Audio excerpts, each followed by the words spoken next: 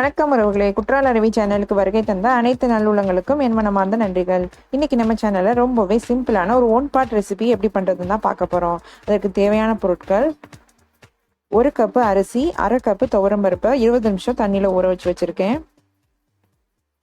சின்ன வெங்காயம் ஒரு 10 எடுத்து நீளமாக கட் பண்ணி வச்சிருக்கேன். கொஞ்சம் கருவேப்பிலை, 2 தக்காளி குட்டி குட்டியாக கட் பண்ணி வச்சிருக்கேன். இந்த சாதத்துக்கு ஒரு பேஸ்ட் பண்ணி சேர்க்க போகிறோம். அதற்கு தேவையான பொருட்கள்: 2 வத்தல், 4-5 சின்ன வெங்காயம், 2 கீத்து தேங்காய், ஒரு 4 பல்லு பூண்டு, ஒரு 1/2 ஸ்பூன் ஜீரகம். ஸ்டவ் ஆன் பண்ணி ஒரு குக்கர் வச்சு கொஞ்சம் எண்ணெய் சேர்த்துருக்கேன்.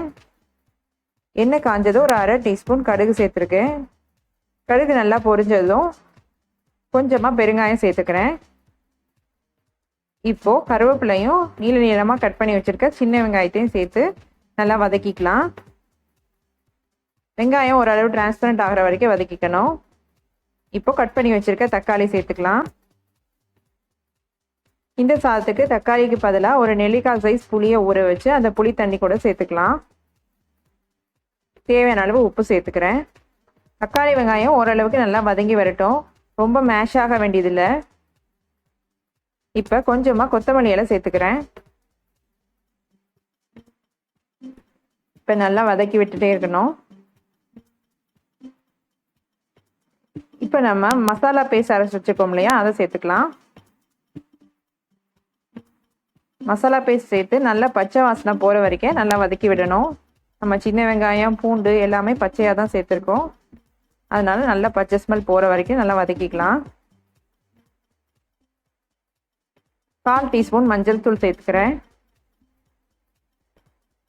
நான் எடுத்திருக்க அரிசி பருப்புக்கு இன்னைக்கு 2 வத்தலே எனக்கு போதும், அதனால நான் எந்த மசால் பொடியும் சேர்க்கல. இப்போ நல்லா பச்சை வாசனை போனதுக்கப்புறம் நம்ம ஊற வச்சிருக்க அரிசி பருப்பை சேர்த்துக்கலாம். இந்த சாதம் ரொம்பவே ஈஸியாக செஞ்சிடலாம். ஒரு 10 நிமிஷத்தில் செய்கிற மாதிரியான சாதம் தான் இது. காய்கறி எதுவுமே தேவையில்லை, தக்காளி வெங்காயம் மட்டும் இருந்தாலே போதும். நம்ம எங்கேயாவது வெளியே போயிட்டு வந்து திடீர்னு சமைக்கணும் அப்படின்னா இந்த சாதத்தை செஞ்சு முடிச்சிடலாம். இந்த சாதத்துக்கு தொட்டுக்க ஊறுகாய் இல்லைன்னா அப்பளமே போதும்.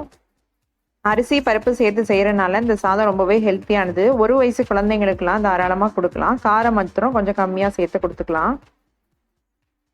பேச்சுலர்ஸ்லாம் ரொம்பவே ஈஸியாக செய்யக்கூடிய சாதங்களில் இதுவும் ஒன்று. இப்போ அரிசி பருப்பு சேர்த்து நல்லா கிளறி விட்டாச்சு. இப்போ தேவையான அளவு தண்ணி சேர்த்துக்கலாம்.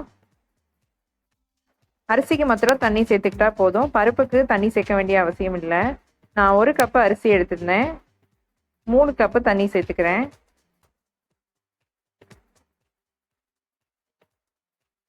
இப்போ தண்ணி சேர்த்ததுக்கு அப்புறம் நல்லா மிக்ஸ் பண்ணி விட்டுட்டு உப்பு கரெக்டாக இருக்கான்னு செக் பண்ணிக்கலாம்.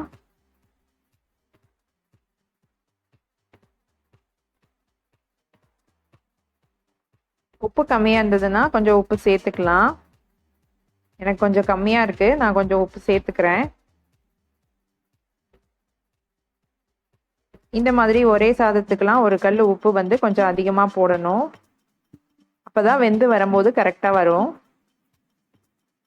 இப்போ ஒரு கொதி வரவும் லிட்டு போட்டு க்ளோஸ் பண்ணி வெயிட் போட்டுக்கலாம். 3 விசில் விட்டால் போதும். ரொம்பவே ஹெல்த்தியான ஈஸியாக செய்யக்கூடிய அரிசி பருப்பு சாதம் ரெடி ஆயிடுச்சு. இந்த சாதம் உங்களுக்கு பிடிச்சிருந்தா நீங்களும் உங்கள் வீட்டில் ஒரு தடவை ட்ரை பண்ணி பாருங்க. இந்த வீடியோ உங்களுக்கு பிடிச்சிருந்தா லைக் பண்ணுங்க, ஷேர் பண்ணுங்க, சப்ஸ்கிரைப் பண்ணுங்க. நன்றி, வணக்கம்.